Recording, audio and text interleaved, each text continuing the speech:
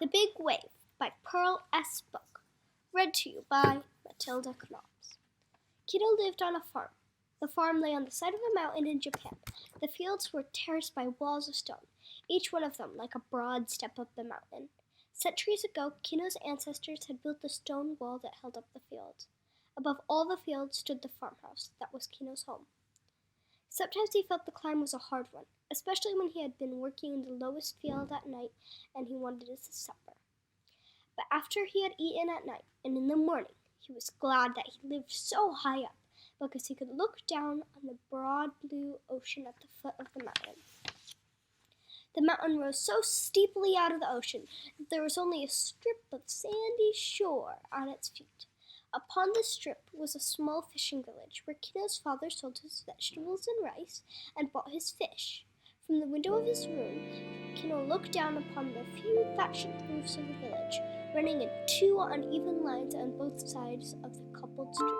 These houses faced one another, and those that stood beside the sea did not have windows towards it. Since he enjoyed looking at the waves, Kino often wondered why village people did not. But he never knew until he came to know Jia, whose father was a fisherman. Jia lived in the last house in the row of houses towards the ocean, and his house did not have the window towards the sea either. Why not? Kino asked him. The sea is beautiful. The sea is our enemy, Jia replied. How can you say that? Kino asked. Your father catches fish from the sea and sells them. That's how you live. Jia only shook his head. The sea is our enemy, he repeated. We all know it. It was very hard to believe this. On hot, sunny days, when he had finished his work, Kino ran down the path that wove through the terraces and met Jia on the beach. They threw off their clothes and jumped into the clear sea water and swam far out towards a small island which they considered their own. Actually, it belonged to the old gentleman whom they've never seen, except at a distance. Sometimes in the evening, he would come out through the castle gate and stood looking out into the sea. They could see him leaning on his staff, his white beard blowing in the wind. He lived inside his castle behind a high fence of wooden bamboo on a knoll outside the village. Neither Kino nor Jia had ever been inside the gate, but sometimes when it was left open, they peered into the garden. It was beautiful beyond anything that they could imagine. Instead of grass, the ground was covered with deep green moss, shaded by pine trees and bamboo, and everyday gardeners swept the moss with bamboo brooms until it was like a velvet carpet. They saw a old gentleman walking under distant trees in a silver-gray robe, his hands clasped behind his back, and his white head bent. He had a kind, wrinkled face, but he never saw them. I wonder if it's all right for us to use his island without asking, Kino asked today when they reached its beach of smooth white sand.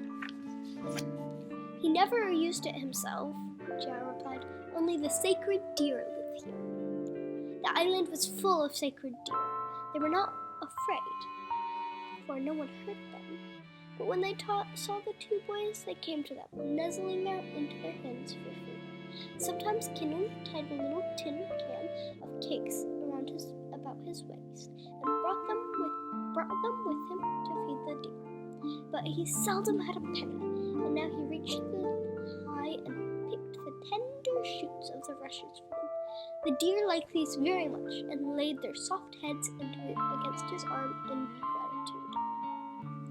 Kino never longed to sleep on the island, but Jia was never willing.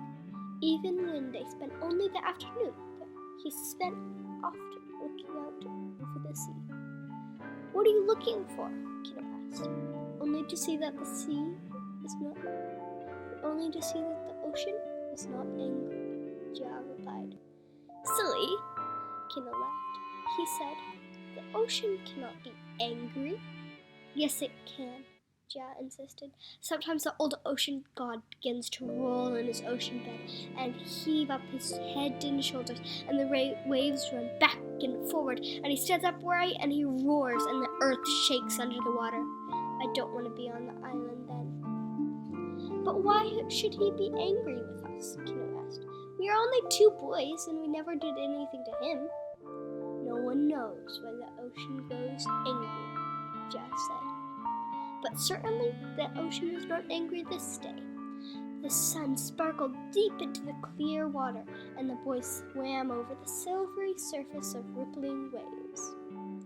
Beneath them, the water was miles deep. Nobody knew how deep it was.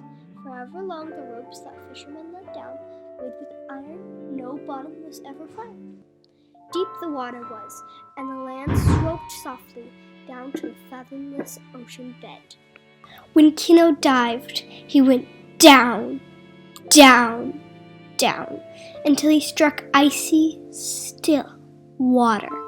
Today, when he felt the cold grasp his body, he understood why Ja had been afraid, and he darted upwards to the waves and the sun. On the beach, he threw himself down and was happy again, and he and Ja searched for pebbles, blue and emerald, red and gold.